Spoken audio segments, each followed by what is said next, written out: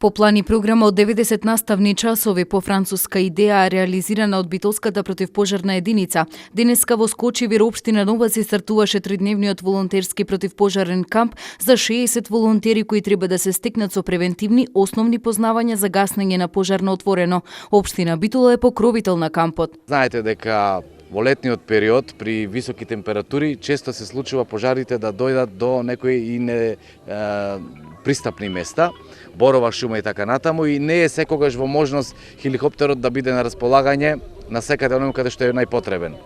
Во таа смисла покровителството се однесува да се овозможат обуки на волонтери.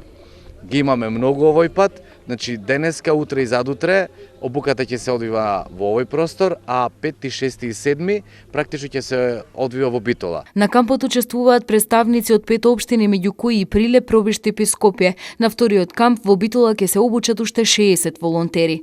Ние покрај овие ангажирани лица волонтери имаме ангажирано и од локалното население некои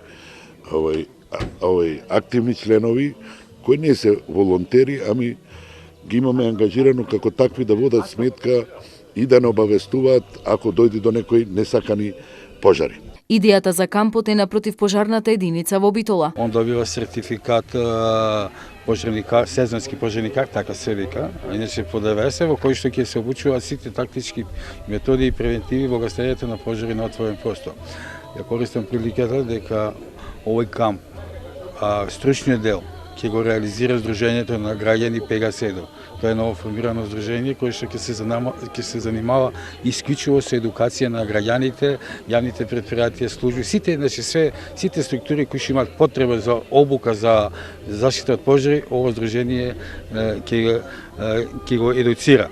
Поповски се надева дека до година бројката од 120 волонтери ќе се зголеми и до 300 и дека Битола ќе прерасне во главен центар за обука на пожарникари.